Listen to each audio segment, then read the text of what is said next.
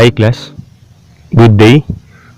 Welcome to another topic for discussion in basic accounting. Today's topic is all about branches of accounting. Game? Game. What are the common branches of accounting? Number 1, financial accounting.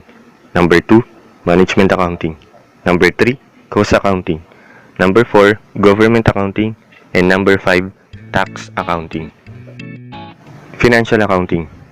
Financial accounting is the process of identifying, measuring, and communicating financial transactions related to a business for external parties' use.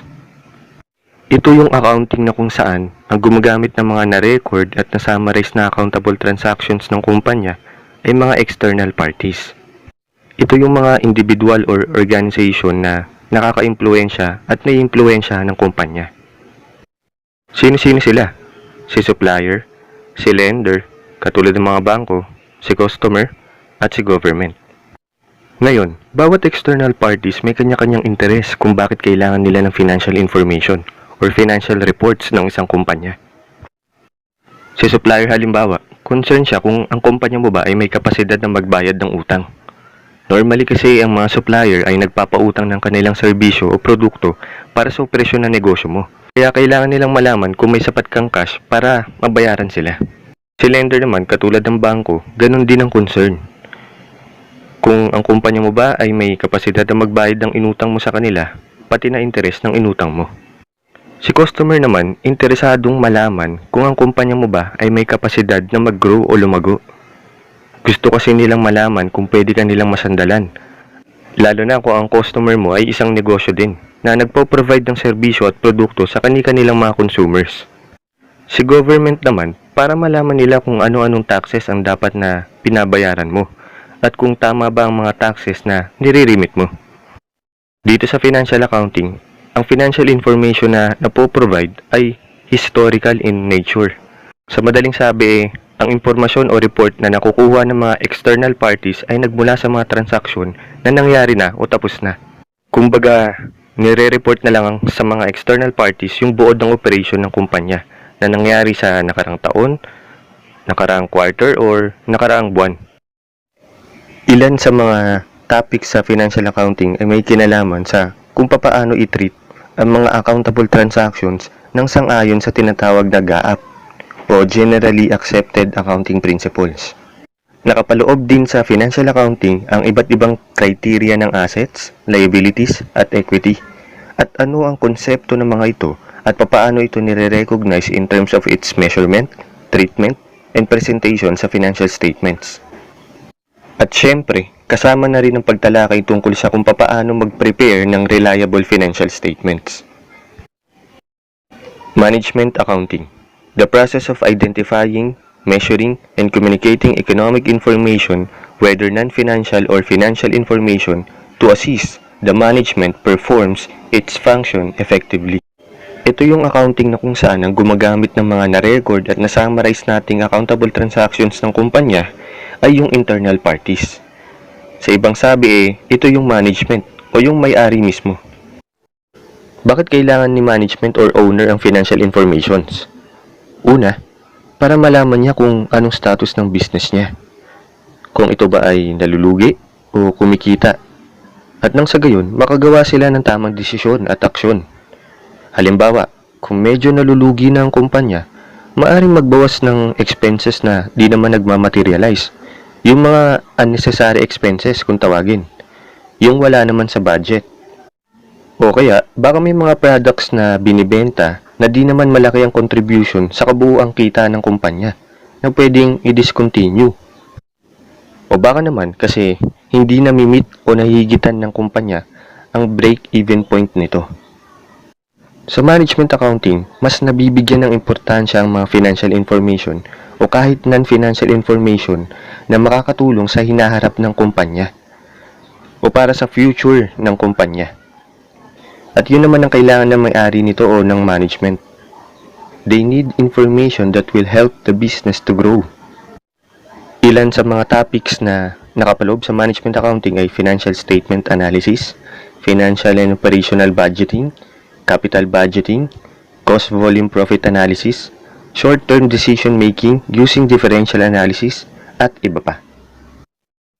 Cost accounting, the process of identifying, measuring, and communicating information about costs.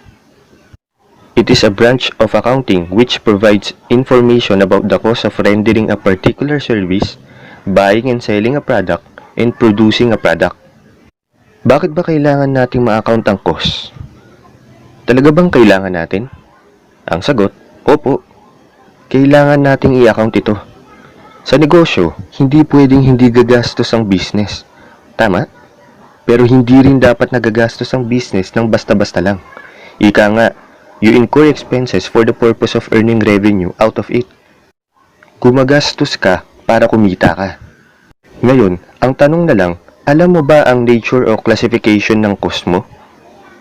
Kasi, ang pricing ng iyong serbisyo o produkto ay nakasalalay sa tamang pag-unawa kung ano ang behavior ng cost mo. Kung ang cost mo ba ay variable, na nakadepende sa galaw ng benta mo, na kung saan tataas at bababa din kasabay ng pagtaas at pagbaba ng benta mo. O ang cost mo ba ay fixed, na kung saan hindi apektado ng anumang paggalaw ng benta mo. Ilan sa mga topics na nakapaloob dito sa cost accounting ay standard costing, job order costing, process costing, at iba pa. Government accounting, the process of identifying, measuring, and communicating information about the generated revenues and incurred expenses of the government. Simple lang ang eksplanasyon dito. Ang anumang organisasyon o individual kailangan ng accounting. Ganon din syempre ang gobyerno natin. Ang objective ng government accounting ay malaman kung ang mga expenses ba o fund na nagagamit nila para sa mga proyekto para sa publiko at mamamayan ay naaayon sa batas at legal na paraan. Kung ang mga expenses ba para sa isang proyekto ay hindi sumobra sa tinakdang budget at kung ang pondo ba ay hindi nagamit sa anumang maling paraan. Take note, ang government ay hindi negosyo. Anumang revenues ang nakukuha nila sa pamamagitan ng pagkolekta ng taxes, donasyon, o mga licenses fees sa mga manggagawa at mga pribadong kumpanya ay siya ring dapat na ginagastos nila para sa interes ng publiko at mamamayan na nasasakupan nito. Ang gobyerno ay gumagamit ng fund system para sa bawat proyekto nila. Kung ano yung fund system na yan, or fund accounting na yan, hindi na natin i-discuss dito. Di-discuss natin sa separate video.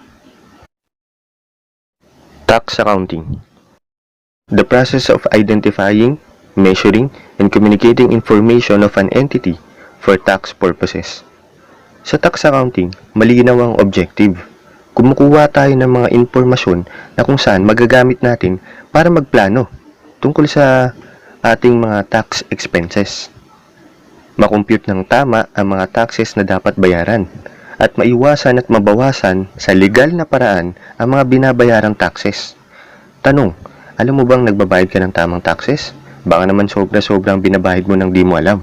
Kaya nga kailangan rin natin na malaman kung ano-ano yung mga tax regulations na meron tayo. Specifically, syempre dito sa Pilipinas. Dahil yun ang dapat mong pagbatayan ng mga babayaran mong taxes. Okay, so ulitin lang natin. What are the common branches of accounting? Number 1, financial accounting. Number 2, management accounting.